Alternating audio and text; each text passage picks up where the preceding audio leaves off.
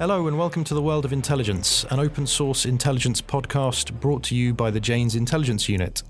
For more information on how we can help with OSINT training and development, go to janes.com/OSINT training. I'm Mark Wilson, a consultant with Jane's Intelligence Unit. Earlier this month, Facebook agreed to pay $52 million to settle a lawsuit by content moderators who said they'd suffered mentally from exposure to a range of disturbing material, including images of child sexual abuse and terrorism. This brings the wider topic of online research and mental health into sharp focus. Here today to discuss this topic with me is Peter King, an extremist media consultant. Now, for those involved in tracking the world of extremist media, Peter should need no introduction. But for the benefit of everyone else, allow me to introduce him here to you today. Peter's been investigating the exploitation of the internet by jihadist groups and supporters for well over a decade. He pioneered the systemic research and analysis of extremist online media, both for the UK government and later on the BBC, which we'll hear more about later.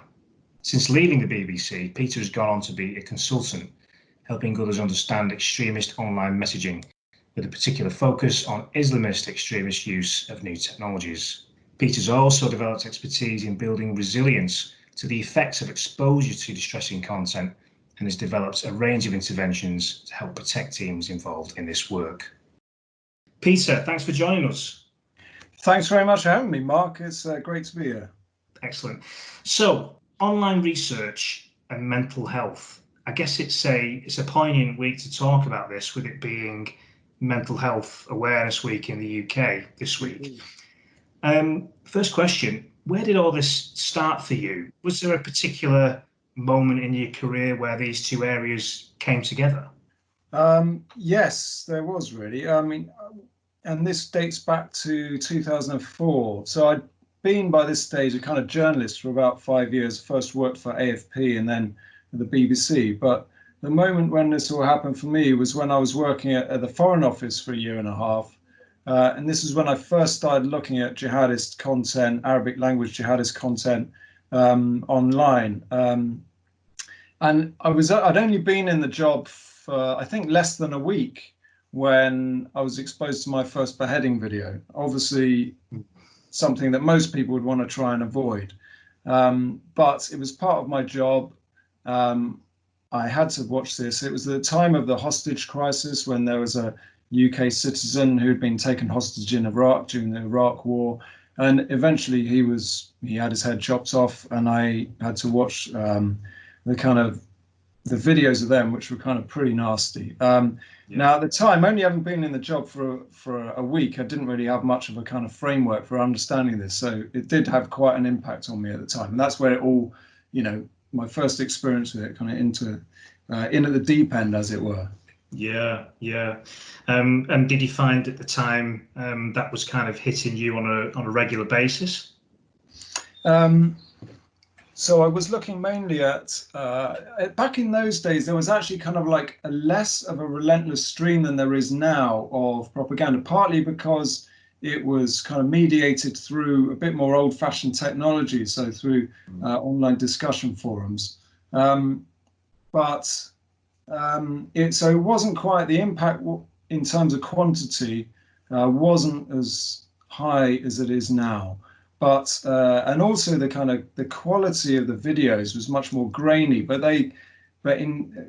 paradoxically, that kind of had more of a kind of visceral impact. It can seem more kind of raw and real in a way than some of the highly produced propaganda you get these days. Yeah. So going into your work with the BBC, so at the BBC you led a team of jihadist media analysts, didn't you? One of which was myself. Indeed. Indeed.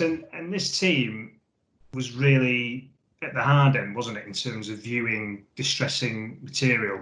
And I'm just thinking, maybe for OSINT practitioners maybe listening into this podcast, where do you start to tackle this issue from a team perspective? And maybe can you take us through some of the measures that you introduced while you were leading that team of analysts to try and mitigate the effects of this material on them? Yeah, sure. So one benefit of being in a team is that you've got the strength. You can build on the strength of the team, the strengths of the individuals in the team, but the team itself has like inherent strengths. And I'm imagining that a lot of OSINT practitioners may be kind of working more in isolation, and that kind of makes you slightly more vulnerable. But being in the position that I was at the BBC, kind of running a team, we wanted to kind of like really harness those kind of strengths in the team. Everyone has their own resilience, and you may not necessarily be aware of what you do to keep you kind of self-resilient. And most of the time, I wouldn't be doing this job like for this amount of time if I didn't have some resilience of my own. And I obviously had that, enough of it at the beginning to keep me going until I kind of learned how to deal with it a bit better. So one of the things that we did in the team was to get together every month to actually kind of talk about the nasty stuff that we're exposed to. We'd kind of sit down and somebody would bring a cake or something nice to eat. And it would be a kind of way of like unloading or kind of managing, starting to kind of process the experiences that we were having in the team. And by doing this on a regular basis, the idea is that, you can kind of help prevent the kind of buildup of unhealthy kind of reactions to things. And you also end up learning from other people's experiences. What are you, what I may do something that helps me. I may do this naturally. I may talk about that, and somebody else may have never thought about doing that, but they may kind of then learn from that. So doing that, trying to harness those kind of strengths within the team, and doing this on a monthly basis also had the knock-on effects that then people would be more aware of what other people's trigger points or kind of things that you met were difficult, particularly maybe it might involve children, for example, or things like that. And then you'd be in a better position when something happens, like on a daily basis, to then be able to kind of check in with that person, say, oh, actually, I noticed you had to watch this, and like, how did it go? And so the team became much better at, supporting each other as a result of that process. And so that kind of initiative really came out of a feeling that we needed to be doing something on a regular, ongoing basis. Prior to that, we'd been doing, we'd have like ad hoc resilience training or trauma awareness training, but we started doing that really in the kind of summer of 2014, when ISIS was taking over swathes of like the Middle East and ramping up their propaganda output. And we started saying, oh, wait a minute, we've got to step back and kind of reevaluate our approach to all of this, because it was all, we kind of realized we needed to be doing more than we were. Yeah. I mean, it sounds like what you're describing there, you began to foster a culture of mental health within the team, with team members kind of actively looking out for one another, in addition to holding these monthly chats that you all had. I mean, would you say, is that fair to say? Yeah, absolutely. I mean, I guess, you want to, I guess as a team manager, you're suddenly kind of burdened with the responsibility of others in addition to yourself. It's probably quite easy to try and ignore your own, oh, I can kind of get on with it. But when you're responsible for other people, you start taking things a bit more seriously. So we also did other things like, trying to ask questions like regularly and kind of one-to-ones about this, and also thinking about it in the recruitment phase, like, oh, we're recruiting somebody new, asking questions about kind of general resilience issues, how people cope with things, and what do they do when they're not coping in a kind of an interview stage. So while also continuing with the kind of the general training around kind of resilience and taking up all those opportunities when they arise. Sure. Yeah. I mean, you discussed there the kind of the team element to all this. Is there a kind of a personal element to it?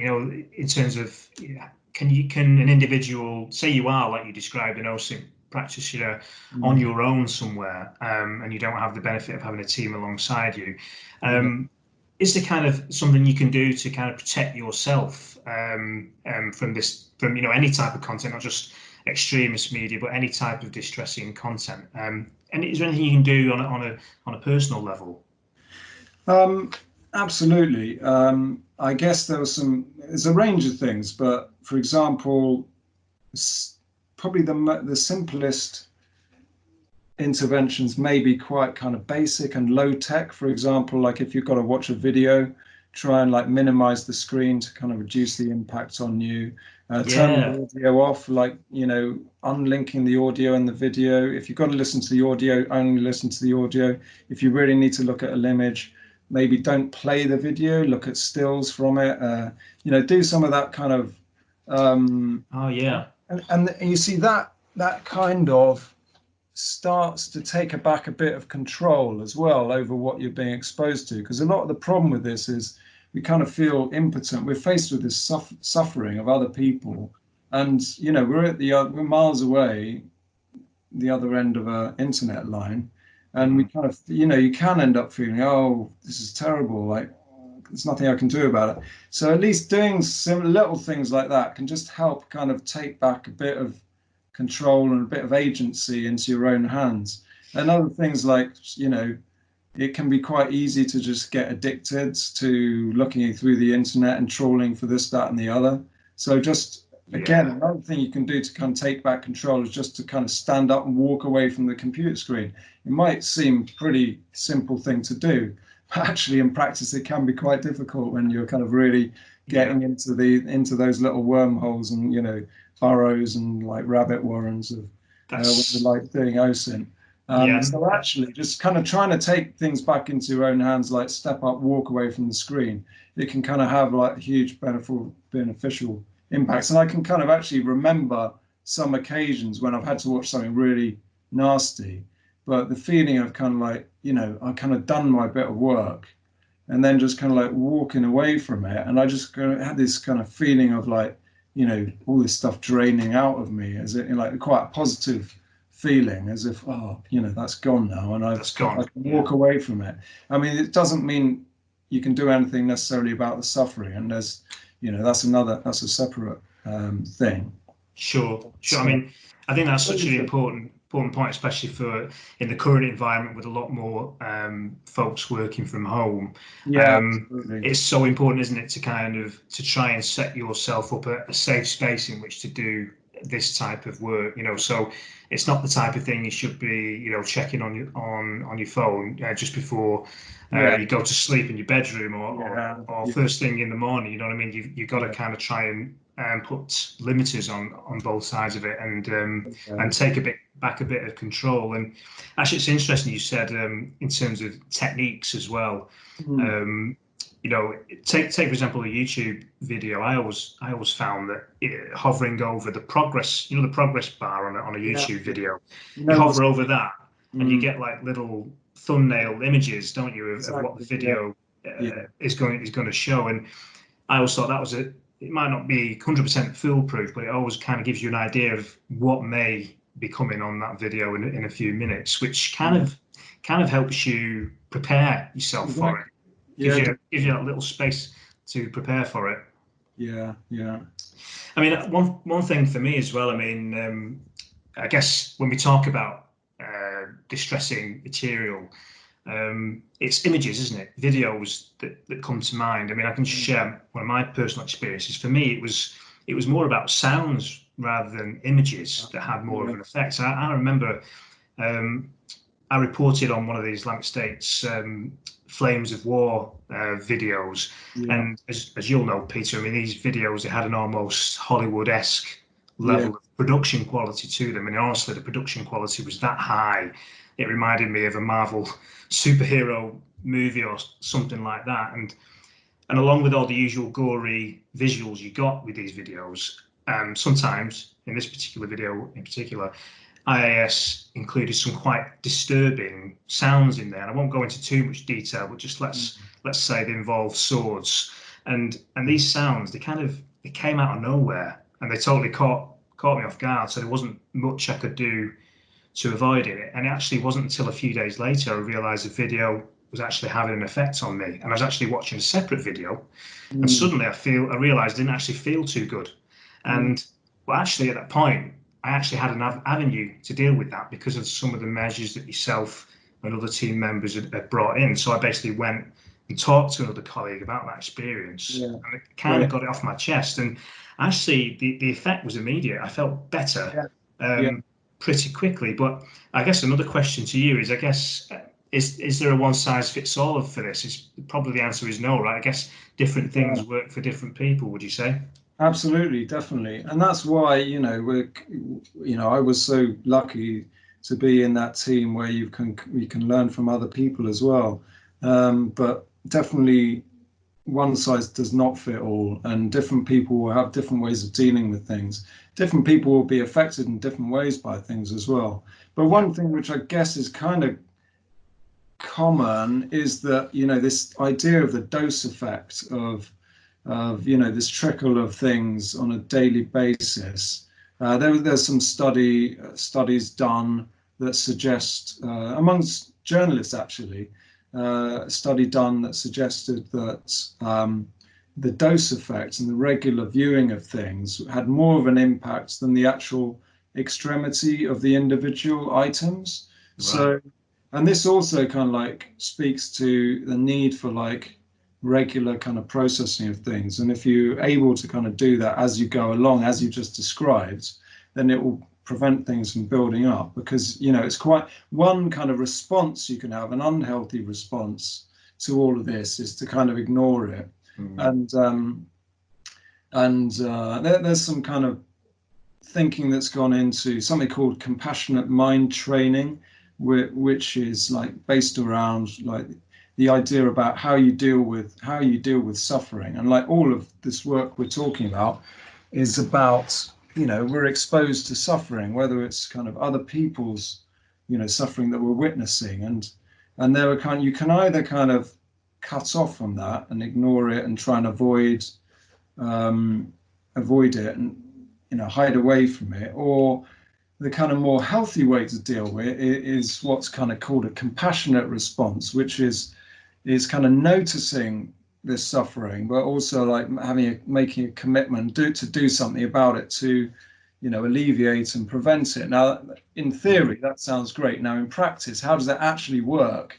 If you're kind of a million miles away, there's nothing I can actually do about what's actually going on there. But it can be quite useful to think about.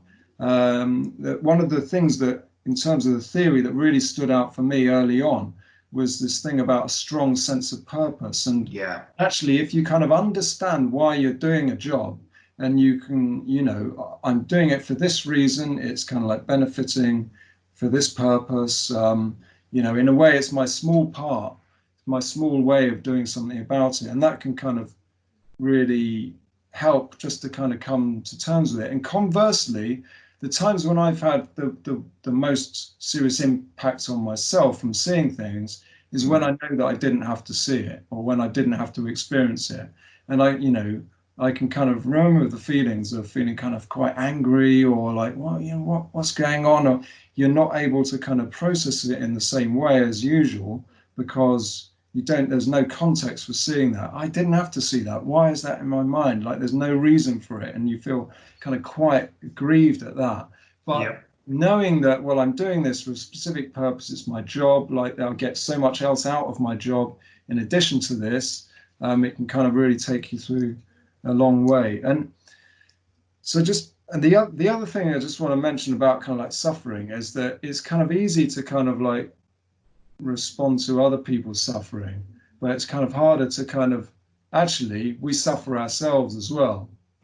And it's doing the same thing to kind of what can I do to alleviate my own suffering? It's much easier to fall into that negative, unhealthy reaction in terms of just avoiding it and like ignoring it all, and actually kind of doing this kind of self-compassionate thing, whereas I'm actually going to like take time to kind of think about what actually might help myself, whether it's something like stepping up and walking away from the screen, or whatever else you may choose to do.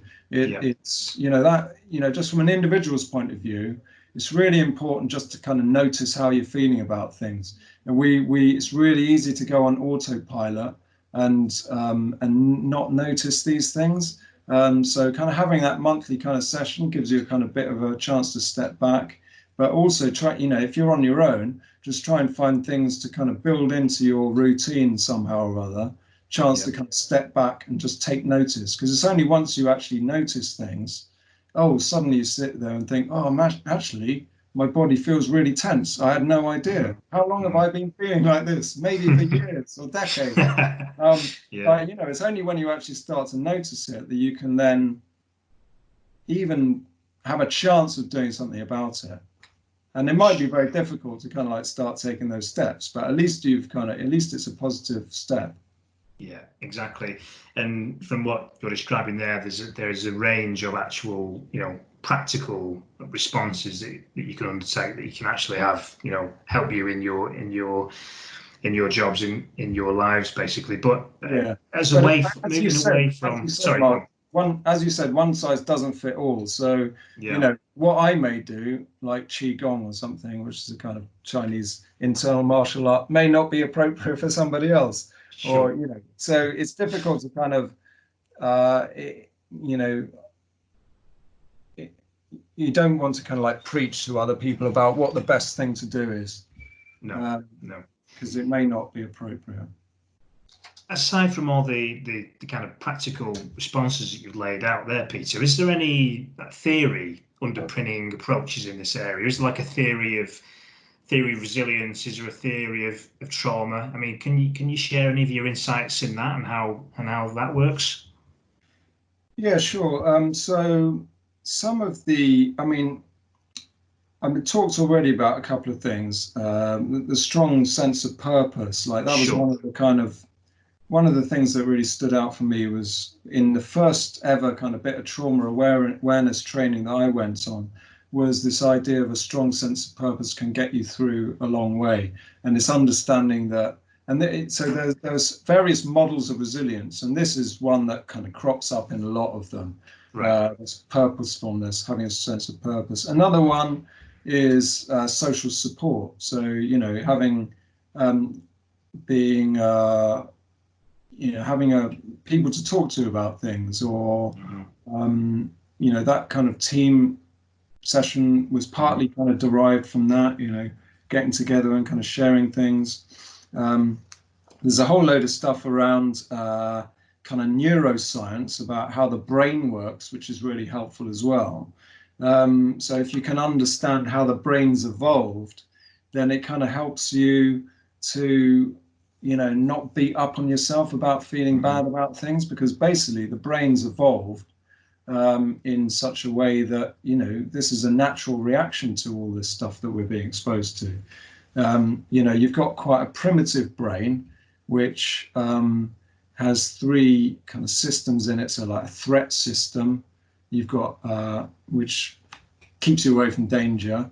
You've got a drive system, which enables you to find food, find a safe place, and reproduce and all of that stuff. Yeah. And then you've got like a kind of a rest and safety system, or kind of which enables you to recharge your batteries and digest your food. So that's all kind of like when we were animals. And then later on, as the brain evolved, we developed more kind of cognitive abilities, the ability to kind of think, which had obviously very positive advantages in terms of being able to invent tools and things like this and survive.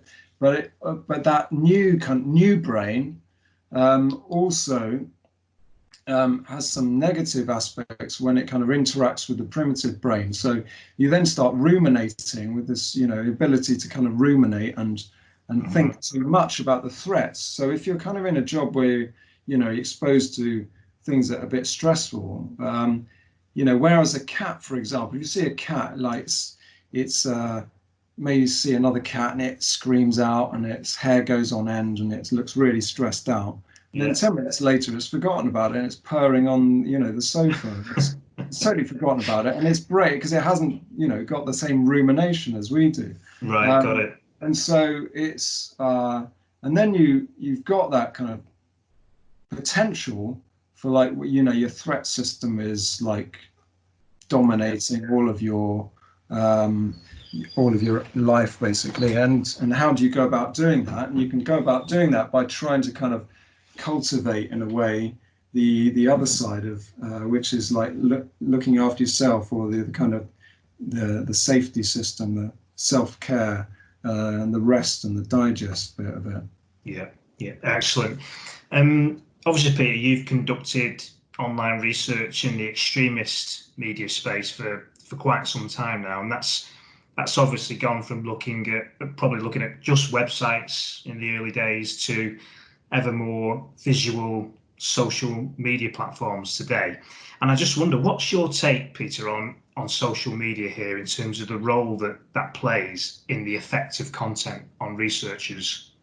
Well, yeah, I mean, you're absolutely right. It's had a massive impact over the years that I've been looking at all this stuff in terms of like the impact on the individual. So when I started out looking at all of this stuff, it was all through online discussion forums, a bit of an antiquated technology now, but it was much easier to regulate what you were exposed to. If there was a video, you'd probably have to spend 20 minutes downloading it through a modem or something before you could actually access it. So it wasn't, A, the immediacy wasn't there, and B, you could kind of then decide when to watch it and all this. Now you've got, this feed of stuff constantly coming through, and you may get kind of the same image like cropping up like repeatedly within the same feed, everyone posting the same thing.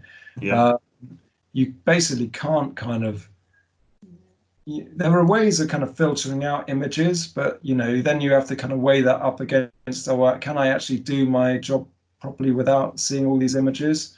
And you may decide that you can't. So you have to kind of like deal with that to a certain degree. But yeah, the impact has been massively kind of ramped up. And I think even from a kind of production point of view, so from like Jihad's production point of view, when I started out, there was a lot more it was more of a kind of intellectual pursuit, as it were. The magazine, when I first started looking at all this stuff in 2004, the Al-Qaeda in Saudi Arabia at the time was producing this magazine every 2 weeks. And it was like probably about 40, 50 pages long. There are no pictures in it at all. It was all kind of religious treatises on this, that, and the other. And it was all kind of, it was quite stimulating intellectually. And some of that stuff still exists, but from the propaganda production point of view, it's much more focused on, the high impact visuals, the shorter length videos, action movie kind of stuff, which has a much huger impact and a greater toll on researchers. Yeah, I mean, one of the things I always find difficult to get around is the scrolling feature on mouses. The fact you can just scroll down web pages, and the stuff just keeps on revealing itself, doesn't it? And not even in the extremist world. I don't know if you're covering a country that is in conflict, and you're following a load of individuals on Twitter who are analysing that, and they're posting various different pictures. And of course, your Twitter feed is just so easy to scroll down, isn't it? And you just keep on consuming that content, and it's kind of set up almost in a way to have much more of an effect on someone who's tracking this stuff online.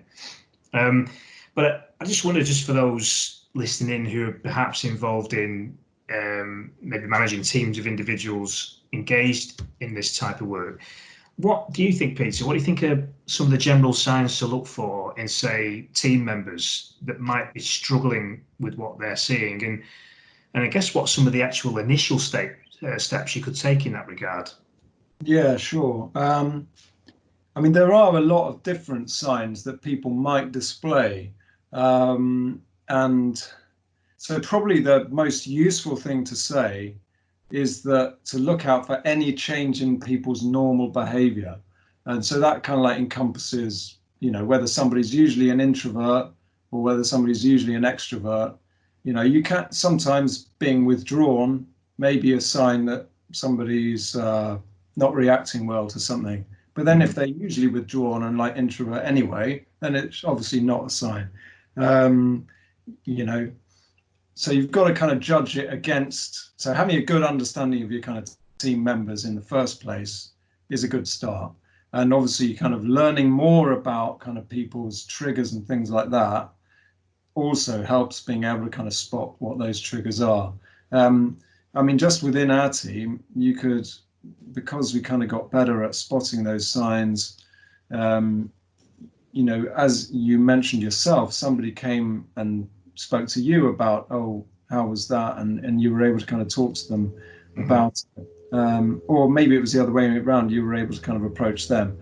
So looking out for those changes to somebody's normal behavior is the key thing to do. I mean, obviously there are things to look out for, like increased alcohol consumption, people become irritable or withdrawn and things, and those are definitely things to be aware of. But I guess this kind of comes back to the kind of like the compassionate response as well. It's like if you see suffering in somebody else, then you need to do something about it. And that can kind of help you, and obviously it's going to help the other person as well. But it can be quite easy to kind of ignore these things, and like fostering that culture where it becomes a bit more normal and people are able to make that more compassionate response will benefit everybody. And I guess so, just talking to somebody about, oh, actually, I've kind of noticed this. It might be quite difficult to do that. Sure. But, you'll both probably benefit from it. In terms of actually practical things to do, obviously you can't give therapy to somebody and, maybe be able to kind of share some personal experiences, which may actually go a long way. And maybe that's all that's needed. But if people are kind of, showing signs that actually they're really struggling, then there are, other things just to kind of flag up other services to them. So, your company may have, like we did at the BBC, an employee assistance program, which is, gives access to confidential phone line where you can kind of talk about any kind of issues that you're facing, including kind of psychological or mental health issues. That might kind of then lead on to some kind of counselling. But if you don't have access to that, there's also, in the UK at least, there's something called like improving access to psychological therapies, which you can access if you just search for that online. It will take you through to a web page where you can give yourself a direct refer yourself to psychological services without even going through your GP or your doctor. Yeah, got it. Thanks, Peter.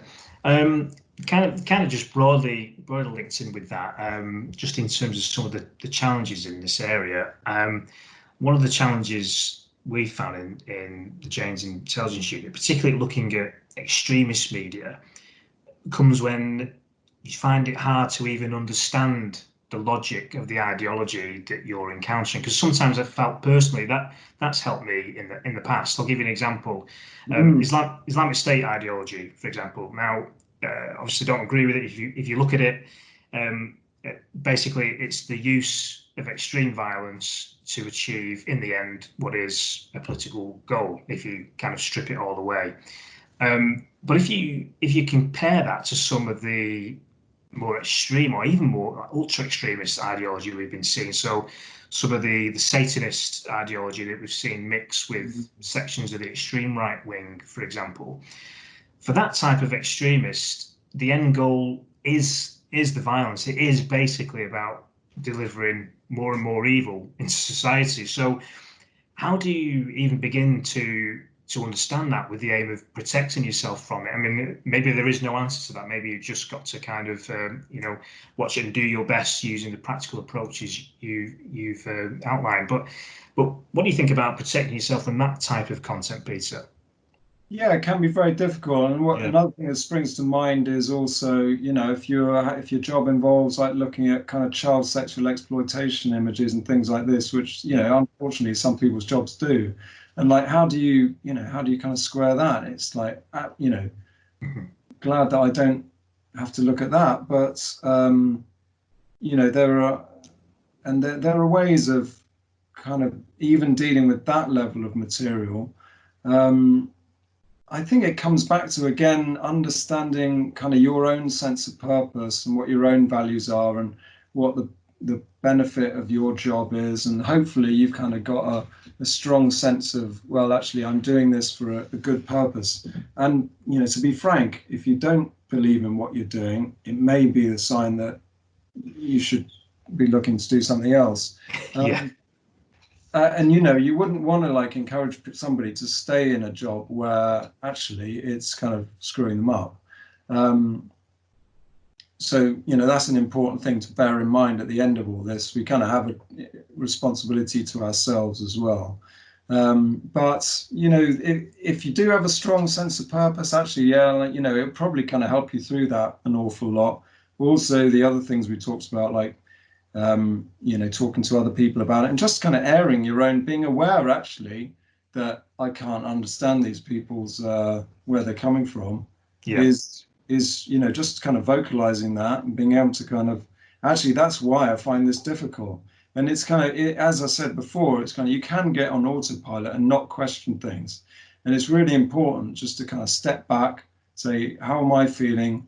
What is it? And this is another great thing about those kind of sessions we had, was it kind of gave you an opportunity to kind of interrogate, well, why did that particular thing really bother me, when I may have seen other things that may have been similar that didn't bother me so much. And it may be something to do with, the fact that actually the people doing it were, may have been a less extreme thing than some other group was doing, but the fact that it just seemed kind of mindless, or you can't kind of put it into context. Just kind of understanding that in itself can be kind of helpful. So just being able to kind of step back and kind of reconsider things can be a really helpful tool. Excellent. Thanks for that, Peter.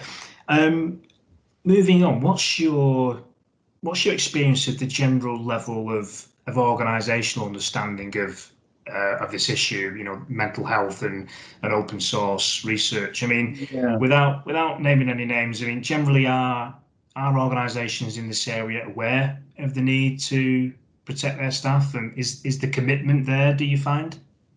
I think it is. I mean, the awareness has definitely improved a lot over the years. So people are kind of like looking to do the right thing. I think the area where there's a kind of slight gap, I think, is that a lot of the things people tend to be doing are a bit more reactive.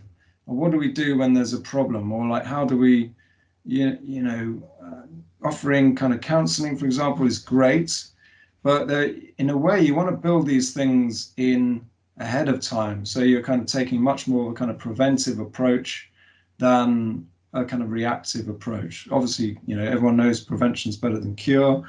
And what can you do?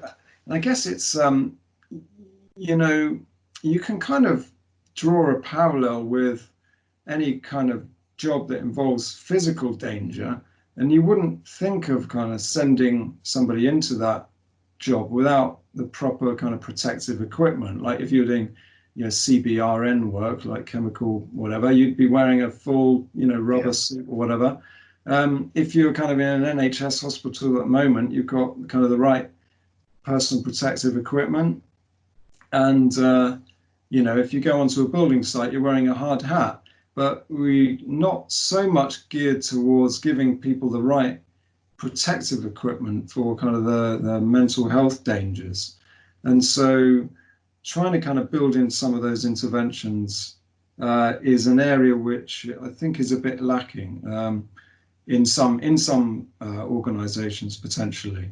So, helping kind of introduce interventions which give people kind of a degree of preparedness for this material, and that kind of protective equipment analogy is really important, I think. Yeah, Excellent, thanks, Peter. And now I believe you've launched your own bid to help organisations in this area, right? I mean, could you tell us a bit more about that? Yeah, sure. So my company's called Ibex Mind. I'm a director and co-founder of that organisation. My partner in this venture is Dr. David Dean, and he's a consultant clinical neuropsychologist who works part-time at the NHS. And he's got a background in a lot of the things we were kind of talking about already. So we basically offer training in this area to teams and individuals who are exposed to this kind of content. But we also kind of offer these, so in addition to the upfront kind of foundation training and some of the stuff we've been talking about, we also offer facilitated ongoing support sessions where we'll sit down with the group and basically guide them through this ability to start talking about things on a regular basis, which can have all of the benefits that we talked about. And that's something that I'm not aware of being done in any other kind of way by other people. It may be been done on an ad hoc basis within organizations to some degree. But in addition to kind of like the generic kind of training, which is on offer out there, there's lots of workplace resilience training out there, but ours is much more kind of tailored towards people doing this specific kind of work. So yeah, work where you're kind of exposed to, the risk of secondary trauma, vicarious trauma from looking at nasty stuff online. Yeah, I mean, now more than ever, I guess, with the kind of the growing prominence of the field of OSINT, I can only envision in the future there's going to be more and more need for the type of work that, that your organisation does. I mean, you correct me if I'm wrong, Peter, but you're also involved with Tech Against Terrorism as well, aren't you? Which I believe works to support the global tech industry in tackling terrorist exploitation of social media. Could you tell us a bit more about your involvement in that? Yeah, sure. So it's a project that I've just started working on more recently, but it's called they're building a platform called the Terrorist Content Analytics Platform, which is going to be a repository of terrorist content, which will be obviously restricted, not publicly available, but available to kind of tech companies and also to researchers to kind of understand about the proliferation of this stuff online and to be able to kind of feed into the process of being able to do something about it from a technological point of view. So it will have kind of various tools for analyzing the content on there. And I'm helping Tech Against Terrorism be able to kind of identify the right sources to ingest into this platform and providing consultancy on how to build it. It's at the build stages at the moment, but hopefully they'll have kind of a version out for researchers and the industry at the end of this year. Fantastic. And where can folks go if they want to learn more about that? Is that the Tech Against Terrorism website? Yeah, it's all on the Tech Against Terrorism website. There's a few press releases about it on there. Yeah. That's excellent. Peter, thanks so much for your time. It's been a super interesting chat about this topic, which probably never really gets the attention it deserves, but yet is actually so central to the function of the teams in this area. I guess it's something that never really goes away, does it? But actually, it's something that is always there with us. It's always kind of surrounding our work. So thanks so much for sharing your expertise. There's some really useful takeaways for our listeners here, especially those involved in the security field who are naturally coming up against this topic regularly. So thank you, Peter, and all the best with your initiative, Ibex Mind. Yeah, it's been a pleasure. Thanks very much, Mark. That's all we've got time for today. Thanks for listening. And for more information on how we can help with OSINT training and development, go to janes.com/OSINT training.